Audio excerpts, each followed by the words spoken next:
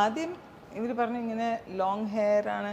അപ്പൊ എനിക്ക് ഈവൻ ചെറുപ്പത്തിൽ ഇത്ര മുടിയൊക്കെ ഉണ്ടായിരുന്നു, ഡ്രെഡ് ലോക്സും നല്ലോണം വളർത്തി നീട്ടിയിട്ടൊക്കെ ഉണ്ട്. പക്ഷെ ഇത് തന്നെ ഒരു ഏജ്ഡ് ഗെറ്റപ്പ് എങ്ങനെ ഉണ്ടാവും എന്ന് എനിക്ക് ഐ കുഡൻറ്റ് ഇമാജിൻ എങ്ങനെ ഉണ്ടാവും എന്ന്. പിന്നെ അവർ കാണിച്ചു, പക്ഷെ എനിക്കത് ഇഷ്ടമായി കേട്ടോ. അല്ല, എനിക്ക് എന്റെ മോനായോണ്ടായിരിക്കും. അല്ല, എനിക്കും ഇഷ്ടമായി. എനിക്ക് ആ ഞാൻ ഇന്നലെ വിനീതിൻ്റെ അടുത്ത് പറയാം, മുണ്ട് മടക്കൊന്നും ആ മുടിയൊന്ന് കെട്ടുന്ന ഒരു സാധനം ഉണ്ടെങ്കിൽ നന്നായിരുന്നു. എനിക്ക് സ്വയം തോന്നിയ കാര്യമാണ് മുടിയും കൂടെ കെട്ടുന്ന ഒരു സാധനം.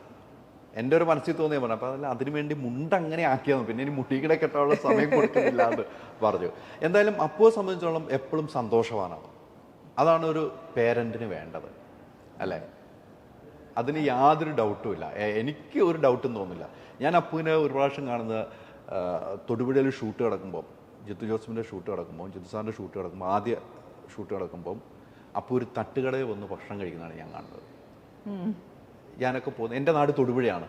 അവിടെ വന്നിരുന്ന് അപ്പു രാത്രി തട്ടുകടയിലിരുന്ന് പക്ഷേ അപ്പുവിന് അവിടെ വരേണ്ട കാര്യം ഇഷ്ടം ഇങ്ങനെ പോയി കഴിക്കാൻ. ഈവൻ മെഡ്രാസിൽ നമ്മുടെ വീടിൻ്റെ അടുത്ത് ഏതോ ചായപ്പീടിയൊക്കെ ഉണ്ട്, അവൻ അവിടെ പോയി ചായയൊക്കെ കുടിക്കും.